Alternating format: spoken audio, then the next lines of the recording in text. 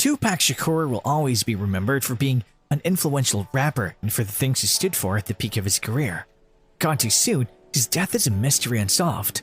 Many theories linked his death to his criminal affiliations outside the glamour of Hollywood. Watch the video ahead as we check out the criminal history of Tupac Shakur. Hello guys, welcome to another exciting video from our channel. In this video today, we take a look through the criminal history of late rapper Tupac Shakur. But before we get down to the specifics, make sure you subscribe to our channel and hit the bell icon to never miss a video from us. Now let's get into it. April 5th, 1993, Tupac spent 10 days in a Michigan prison for beating another rapper with a baseball bat. October 31st, 1993, Tupac allegedly stopped to help a black motorist who he felt was being harassed by the policeman. A fight broke out and Tupac shot one policeman in the leg and the other in the buttocks. When it was determined that the policemen were intoxicated and carrying guns taken from the police evidence room, the charges were dropped. November 18, 1993, Shakur was arrested on the sexual abuse and sodomy charges and weapons charges in New York City. The sodomy and weapons charges were dropped. Shakur was sentenced to 11.2 to 41.2 years in prison, to which he served 9 months, beginning February 14, 1995 at the Clinton Correctional Facility. November 10, 1994, Tupac, slated to star in the movie Menace 2, punched the director Alan Hughes. He spent 15 days in prison and was replaced in the movie by Lawrence Tate. November 30th, 1994, Tupac Shakur was ambushed by 3 black men in the lobby of a recording studio in Times Square in New York City.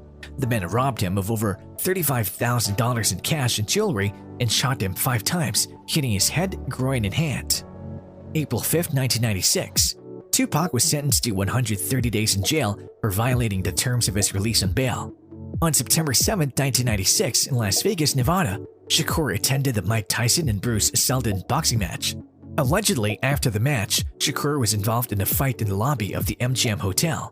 After the match was over, Marion Suge Knight told Shakur that an alleged Crips gang member, Orlando Baby Lane Anderson, was in the hotel lobby.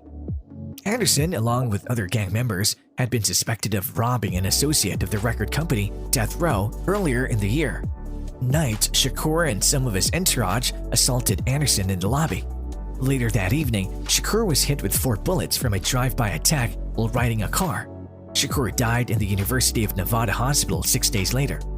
Although there was a lot of speculation about the murder being stimulated by an ongoing rivalry between gangs associated with East and West Coast rap recording companies, the murder was never officially solved.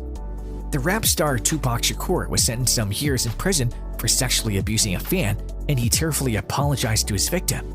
But even as he apologized, he said that he had committed no crime. Looking fully recovered from gunshot wounds suffered in a mugging the week he was on trial, the 23-year-old performer used his pre-sentencing address to ruminate that his success as a rapper and film actor had perhaps caused him to lose focus. The rap performer, famous for his lyrics that often deal with violence and sex, then said he was leaving his fate to God. "I've been shot 5 times and he's brought me this far," Mr. Shakur said.